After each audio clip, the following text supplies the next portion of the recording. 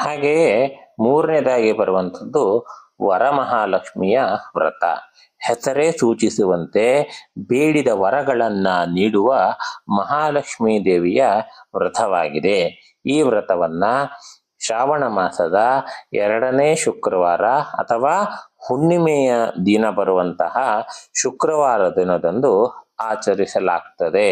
ಈ ವ್ರತವನ್ನ ಆಚರಿಸುವ ಮಹಿಳೆಯರು ತಮ್ಮ ಪತಿ ಹಾಗೂ ಮಕ್ಕಳೊಂದಿಗೆ ಉತ್ತಮ ಹಾಗೂ ಸಮೃದ್ಧ ಜೀವನವನ್ನ ಪಡೆಯುತ್ತಾರೆ ಎಂಬ ಪ್ರತೀತಿ. 4ನೇದಾಗಿ ಮಂಗಳಗೌರಿ ವ್ರತ. ಈ ಮಾಸ ಮಂಗಳವಾರಗಳಲ್ಲಿ ಮಂಗಳಗೌರಿ ವ್ರತವನ್ನ ಆಚರಿಸಲಾಗ್ತದೆ. ಈ ಮಾಸದಲ್ಲಿ ವಿವಾಹವಾದ ಮೊದಲ 5 ವರ್ಷಗಳ ಕಾಲ ಶ್ರಾವಣ ಮಾಸದ ಮಂಗಳವಾರಗಳಲ್ಲಿ ಮುತ್ತೈದೆಯರು ಈ ವ್ರತವನ್ನ ಆಚರಿಸುತ್ತಾರೆ. ಮಂಗಳಗೌರಿ ವ್ರತ ಪಾರ್ವತೀ ದೇವಿಯನ್ನ ಆರಾಧಿಸುವಂತಹ ವ್ರತವಾಗಿದೆ. ಇನ್ನು 5ನೇದಾಗಿ ಶ್ರೀಕೃಷ್ಣ ಜನ್ಮಾಷ್ಟಮಿ.